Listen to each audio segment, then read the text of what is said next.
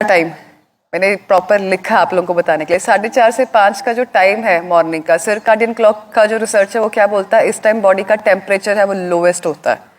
ठीक है, अब ऐसे में अगर आप एसी में सोएंगे तो आपको upper respiratory tract infection, sinus जैसी प्रॉब्लम, ठीक है, कोल्ड, कफ, रिनाइटिस, ये होने के चांसेस सबसे ज्यादा है। ये जो चीजें हम बता रहे हैं ना, एक बार 1 महीने के लिए करके देखो सारे। ठीक है, तो जो 4:30 से 5 का टाइम है, इस टाइम में अगर आप घर में एसी लगा रहे हो या आप तेज फैन में सो रहे हो तो बंद कर दो, बंद करके सो के देखो। ठीक है, 6 बजे का टाइम है, जो 6 AM का मॉर्निंग का टाइम है, वो आपका जो कॉर्टिसोल हार्मोन है, जो कि स्ट्रेस इंड्यूसिंग हार्मोन है, वो हाईएस्ट होता है। ऐसे में अगर आप बॉडी को रिलैक्स करने वाला कुछ भी एक्टिविटी करते हैं, जैसे कि मेडिटेशन हो गया, योगा हो गया, वो बॉडी को सबसे ज्यादा फायदा देती है। नेक्स्ट चलते हैं 7 से 9 बजे। 7 to 9 AM का टाइम जो है आपका जो वाइटल फोर्स है आपके स्टमक में होती है, पेट में।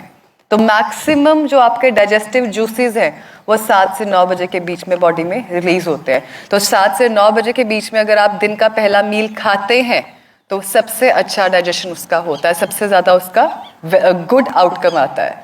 7 बजे जो है आपका बीपी भी फ्लक्चुएट करता है। अच्छा, कोई जिसने कभी भी हार्ट इंस्टीट्यूट में काम किया हो उसको पता होगा, जो 7 बजे का टाइम है, अक्सर स्ट्रोक आना है किसी पेशेंट को, या जिस पेशेंट की टेंडेंसी है हार्ट की बीमारी है, उनको 7 बजे के टाइम के आसपास टेंडेंसी रहती है फ्लक्चुएशंस की। तो ऐसे में अगर कोई आपके घर में पेशेंट है जिसको बीपी की प्रॉब्लम है या हार्ट डिजीज है या ऐसा कुछ भी सिनेरियो है, कोशिश करो कि उस इंसान को गुस्सा नहीं है। अगर कहते हैं ना सुबह सुबह क्या सड़ी सी बात कर दी, गुस्सा क्यों कर रहे हो, सुबह सुबह नहीं गुस्सा करते होते, कह देते हैं ना ऐसे, क्यों? क्योंकि जो 7 AM का टाइम है, रिसर्च क्या बोलती है, जो आपका वाइटल फोर्स है that is in your, that enhances your, that affects your cardiac activity and your BP. ऐसे में अगर पेशेंट कुछ भी ऐसा करेगा जिसकी वजह से वो गुस्सा खा के बीपी हाई करेगा, that can be harmful for his heart condition.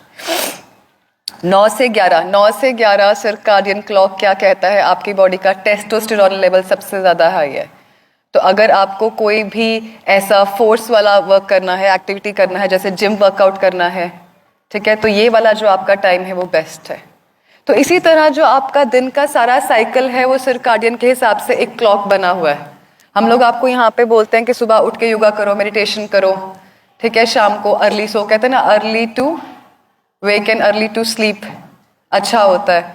तो ये पैटर्न्स क्यों बने हैं? ये आपकी बॉडी के छोटी छोटी चीज़ों को सिंक्रोनाइज्ड करने के लिए। देखो, ह्यूमन बॉडी ना एक मशीनरी की तरह काम करती है। हर मशीनरी के सेटअप और डिफॉल्ट सेटिंग अलग अलग है। हम लोग यहाँ पे हर वो चीज़ कोशिश करते हैं। इंटीग्रेटेड का मतलब ही यही होता है कि हर चीज़ को कंबाइन करके यूज़ करना जो पेशेंट के लिए बेनिफिशियल हो। ठीक है, ऐसा नहीं है कि हम लोग पेशेंट्स को एकदम से बोल देते हैं कि आपका डायलिसिस स्टॉप कर दो, डायलिसिस बंद हो जाए। Dialysis is supportive treatment. जिस पेशेंट का ऑलरेडी डायलिसिस चल रहा है, हफ्ते में 3 बार चल रहा है या हफ्ते में 2 बार चल रहा है, उसको बड़ा क्लियर कट ये चीज अंडरस्टैंड करनी होगी कि आपकी विद टाइम फ्रीक्वेंसी कम होगी। 10 दिन में डायलिसिस बंद नहीं होगा। 10 दिन में जो है किडनी की फंक्शनिंग इंप्रूव होगी। किडनी की फंक्शनिंग इंप्रूव होगी तो धीरे धीरे जो डायलिसिस की रिक्वायरमेंट है टॉक्सिन्स को रिंस करने की, वो अपने आप ऑटोमेटिकली स्लो डाउन होती जाएगी। ठीक है जी। और इसका जो मार्कर है, आप लोग अक्सर क्रेटिनिन को लेके, यूरिया को लेके बॉदर करते हैं। ठीक है, जो आपका किडनी की फंक्शनिंग का मार्कर है वो आपका GFR होता है, जो है आपका ग्लोमेरुलर फिल्ट्रेशन रेट, कि आपकी किडनी कितना फिल्टर कर रही है। कैंसर के पेशेंट्स पे आ जाते हैं। कैंसर का पेशेंट है कोई हमारा यहाँ पे? कोई भी नहीं है? कैंसर की बीमारी कैसे होती है?